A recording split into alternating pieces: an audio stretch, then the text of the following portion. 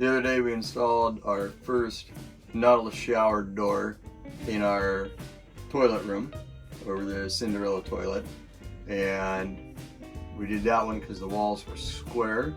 This is a little more on how to do it. The reason we did this one last is because I wanted some experience. It proved to be really easy. Their video said 20 minutes. With going in and out the bus and gathering all the tools, it did take 30 minutes. First thing you want to do is measure your wall. Our wall was quite a bit out of square. It's 30 inches at the bottom, and at the very top it's 29¼ inches. It needs to be within a ½ inch of square, and ours was 3/4. Normally you would take, a lot of people would take wood and shim it so it's straight, square within that ½ inch. I do things differently, so what we ended up doing is we got aluminum because it does not rust. We got butyl tape, which is sticky and it smashes and molds to whatever shape you have. The reason we did that is because our wood we used cedar tongue and groove, and it has little grooves here, and rather than caulk all that, we wanted to use the butyl tape, and that would seal it better. Plus some of the boards are cupped, so this wall is pretty good, but this wall, it's got a big cup in it right here in this board, and it takes a while before it gets straightened out. And you'll be able to see I had to use 2 layers of butyl tape in here, and as it goes up you can see where the cup is, how it comes out, and it gets real thin before it starts to thicken up again. And once we were done, our measurements ended up being 29¼ at the bottom and 29 at the top, so we're well within our ½ inch of square. The reason they want it to be within a ½ inch of square is because this can't tilt too far. If it does, 1, it binds up in the track, and 2, you'll get wrinkles in your door. And your latch mechanism wouldn't work if it's more than a ½ inch out square. And this is the striped door. Our other door is the solid opaque door, which is like this the whole way. This one did come with a small scratch in it. We had one that came with a much more significant scratch. They were easy to work with. They sent us a replacement door. There wasn't really any damage to the box. It looked like there could have been a metal chip that got in there and scratched the door. They sent us one replacement door. They sent us a bottle of paint to touch up that minor little scratch right there. Once we screwed the aluminum with the butyl tape to the wall, I ended up taking the screws out. I put the screws in a 2x4 outside, and I took an abrasive disc and I sanded the head of the screw down so it wasn't bubbled up. That way when we take and put their piece on with their adhesive, it would sit flat against. And we're cautious not to take too much of this head of the screw down that we can't still screw it in the hole. We had our holes pre-drilled and pre-screwed in.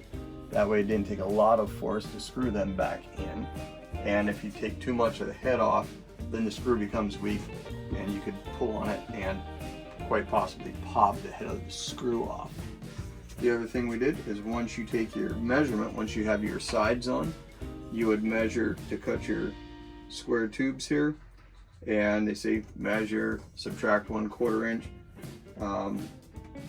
I didn't subtract quite a 1/4 inch. I left it about an 1/8 inch long just to give a little more tension. The first one we did in the bathroom, it seemed a bit loose at the top, and I think it was it.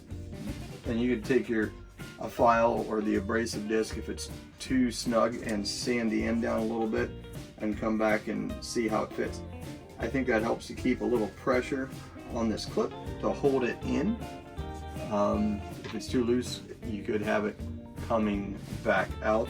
The next thing we have to do is hide all the black here and we talked about doing some trim and then caulking the trim. I think what we're gonna do is we're gonna shoot just a big fat bead of caulk to cover that up. I don't know how well it's gonna tool because of the grooves here.